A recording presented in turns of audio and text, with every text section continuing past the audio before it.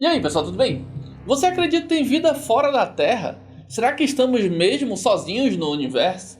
Pois bem, nos anos 70 e 80 em Manaus, essa pergunta deixou de ser apenas um tema de ficção científica e virou conversa de botequim, manchete de jornal e até motivo de medo em quem jurava ter visto luzes estranhas cortando o céu amazônico. Sou Marcos Pessoa e nesse vídeo vou contar para vocês vários relatos de avistamentos de objetos voadores não identificados no Amazonas, baseado em depoimentos de pessoas que testemunharam para jornais locais e que tivemos acesso.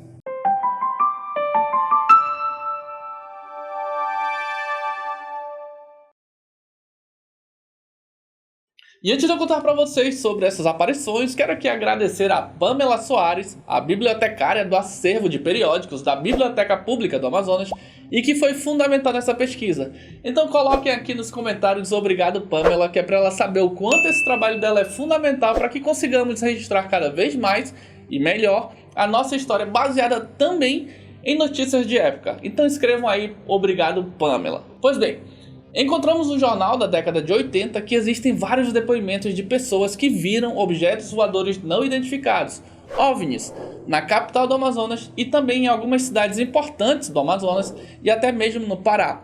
Casos que iam desde bolas de fogo perseguindo ônibus até naves misteriosas interferindo em rádios, televisores e até em aviões prestes a pousar.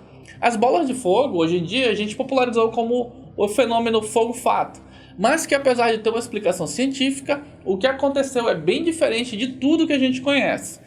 Mas no jornal que usei para trazer esses depoimentos, não está falando do avistamento de 1974 e nem do chupa-chupa. Portanto, se esse vídeo aqui bater 10 mil visualizações, vamos contar esses dois que são as maiores aparições de toda a história da Amazônia. A grande aparição de 1974, aquela que o pastor Caio Fábio nunca deixa de mencionar em suas entrevistas, e a aparição do chupa-chupa. O chupa-chupa fez com que fosse aberta uma investigação da FAB, conhecida como Operação Prato. Então, depende de vocês nos ajudarem compartilhando para que a gente bata logo essa meta de 10 mil visualizações. Dito isto, sigamos. Na década de 70 e 80, o Brasil vivia uma onda de curiosidades e medos sobre extraterrestres. Filmes como Contatos Imediatos de Terceiro Grau e as revistas de ufologia estavam no auge. E em Manaus não foi diferente. Manchetes chamavam a atenção: invasão espacial. Diz que voadores estão em Manaus e assustam. Era um tempo em que não havia celulares para gravar vídeos e muito menos internet para espalhar notícias instantaneamente. O que havia eram testemunhos repassados de boca em boca e que, para os mais corajosos, relatos nos jornais. E no jornal, os relatos não estão organizados por ordem cronológica. Aqui farei assim para ficar melhor no nosso vídeo. E o primeiro que vou trazer para vocês é de uma aparição misteriosa que se deu em 1970 com um motorista de ônibus que fazia a viagem na recém-inaugurada estrada Manaus-Itacoatiara.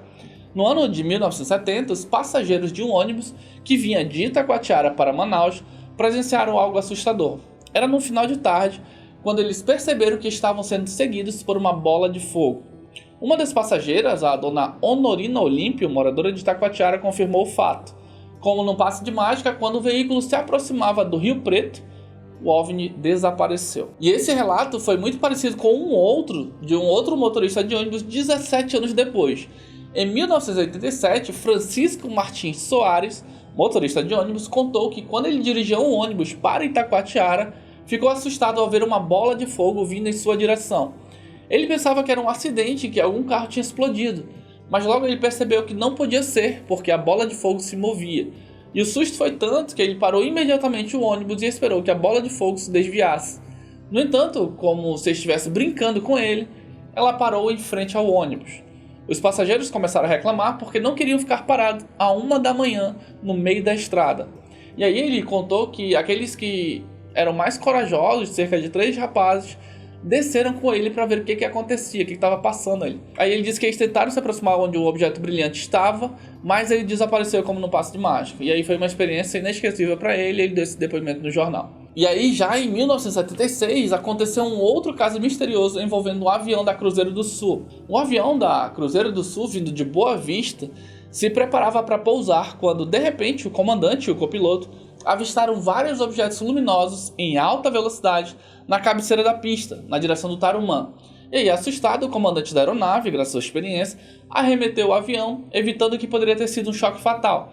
Os passageiros do Cruzeiro do Sul sentiram que algo estranho estava acontecendo, pois em seguida o avião ficou rodando sobre Manaus por quase 10 minutos, até que o comandante conseguisse pousar em segurança.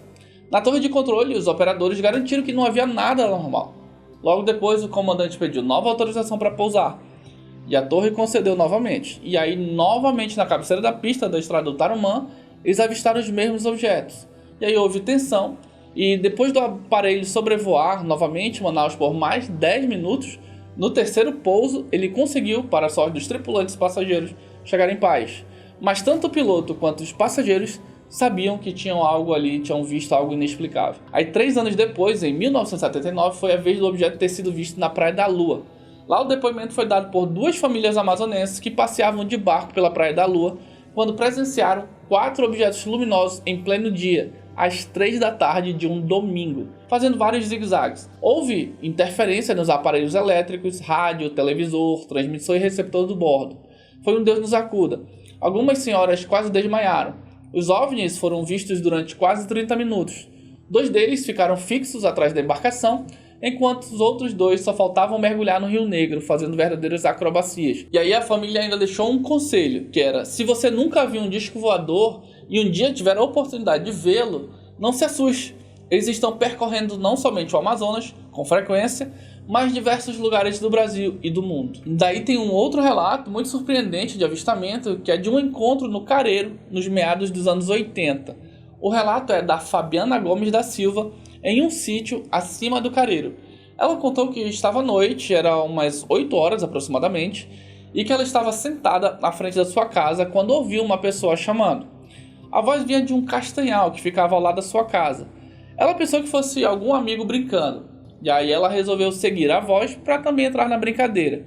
Daí ela andou aproximadamente uns 15 minutos, e quando percebeu, havia um homem com mais ou menos 2 metros de altura parado na sua frente. Ela contou que ficou atordoada porque nunca tinha visto aquele sujeito na vida. E aí ele disse para ela que não ficasse nervosa, pois ele não iria machucá-la.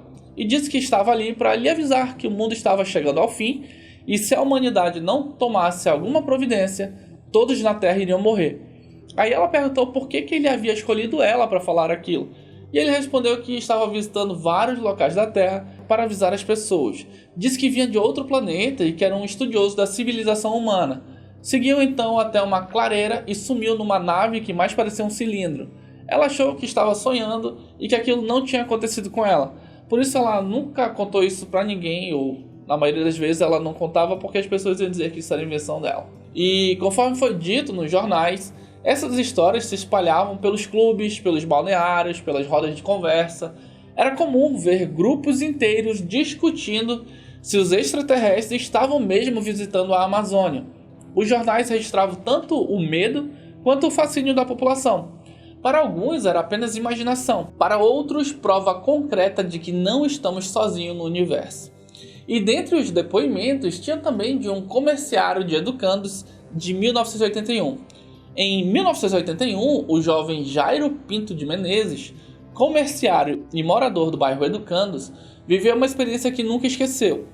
Ele disse que em uma madrugada de maio daquele ano, enquanto ele saía de madrugada da sua casa a caminho da parada de ônibus para pegar o busão que o levaria para o quartel, no bairro São Jorge, ele viu 2 OVNIs a baixa altitude fazendo acrobacias. Ele disse que ficou todo arrepiado e que parecia que uma estranha força magnética teria paralisado-o, impedindo-o de correr. Durante 10 minutos ficou em transe, vivendo esse momento de tensão, até que, graças a Deus, os tais objetos, que emitiam várias cores de luzes, foram embora na direção do bairro da Cachoeirinha. E, sem sombra de dúvidas, o ano de 1988 foi recorde. E foi em 1988 que a jovem Ana Clara Mercedes, de 28 anos, teve sua experiência. Ela contou que estava indo para a festa de Nossa Senhora do Carmo, que é feita logo após o Festival Folclórico de Parintins, quando de madrugada a luz no motor se apagou, devido a alguns problemas no gerador de energia. Ela foi então à parte descoberta do motor, a fim de se refrescar, quando percebeu no céu 3 objetos coloridos que se moviam com uma pressa incrível, deixando um rastro iluminado por onde passavam. Ela contou que ficou admirada e chamou outras pessoas para ver o que estava acontecendo ali, o que se passava, pois ela não estava acreditando. E em apenas alguns minutos, cerca de 20 pessoas estavam olhando as peripécias que os OVNIs faziam no céu. E ela disse ainda que foi um espetáculo emocionante que durou cerca de 5 minutos. E um outro detalhe curioso desses relatos é a interferência magnética. Em vários locais do Brasil, várias pessoas garantem que quando os OVNIs aparecem, interferem nas ondas de rádio e da televisão. É como se eles tivessem uma força magnética incrível e depois que vão embora, tudo volta à normalidade. E aí foi isso também que aconteceu com o Aloysio Viana Santos, em Santarém, que estava sintonizando seu radinho de pilha, em Santarém, quando de repente o aparelho começou a apresentar um ruído estranho. Era o início da noite, quando ele olhou para o céu, viu fixo bem em frente à sua casa aquele objeto alaranjado muito estranho. E ele disse que ficou com tanto medo que não teve coragem nem de gritar. Alguns minutos depois, a tal coisa sumiu e quando o objeto desapareceu, tudo voltou ao normal. E teve também um outro registro em 15 de julho de 1988, quando várias pessoas que passavam pela Avenida Álvaro Maia, atual Boulevard Álvaro Maia, ficaram boquiabertas. Elas relataram ter visto 6 objetos luminosos fazendo acrobacias no céu, subindo e descendo em velocidades impressionantes. Era madrugada, mas havia gente suficiente para confirmar que aquilo não era ilusão coletiva.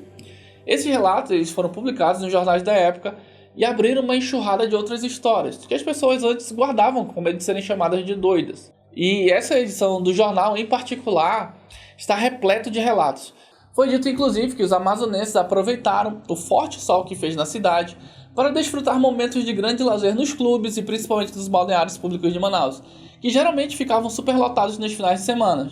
A novidade é que em todos os grupos de pessoas só se falavam nesse assunto, o aparecimento de objetos voadores não identificados, OVNIs. As pessoas queriam, a todo custo, contar os casos que tinham presenciado e se mostravam mais interessados nas conversas do que mesmo no joguinho de vôlei ou frescobol. E que esses OVNIs têm aparecido com frequência, estavam aparecendo com frequência, sendo visto mais às noites, porém, como dissemos, alguns deles apareceram até mesmo de dia. E que eles não escolhem lugar para aparecer. Muitas pessoas já viram, mas têm medo de ser ridicularizadas, preferem guardar sigilo ou algumas vezes contar para pessoas de sua confiança. E por isso que muitos casos de discos voadores já foram registrados em Manaus. Esses relatos mostram que o Amazonas frequentemente era palco de várias aparições de OVNIs nas décadas passadas. Histórias de bolas de fogo, luzes misteriosas, naves que desafiavam a lógica e até contatos diretos com seres de outros planetas. Mas diante de tantos relatos fica a pergunta, o que será que eles querem conosco? Será que há alguma mensagem escondida nesses encontros? E lembre-se, esse vídeo é só o começo. Se chegarmos a 10 mil visualizações, vamos trazer o episódio mais incrível de todos. A grande aparição de 1974, citada inúmeras vezes pelo pastor Caio Fábio. Uma história que até hoje mexe com o imaginário da cidade. Então já sabe, curta, compartilhe e se inscreva em nosso canal para que possamos juntos desvendar mais esse mistério do nosso Amazonas. E esse foi o vídeo, espero que você tenha gostado e que ele tenha sido útil. E se você gostou desse vídeo e achou que ele foi útil, deixa o like, comenta aí o que você achou disso tudo, se inscreva no nosso canal. E quando se inscrever, não esqueça de ativar a campanha, porque assim quando a gente lançar o próximo vídeo, você será notificado. Valeu!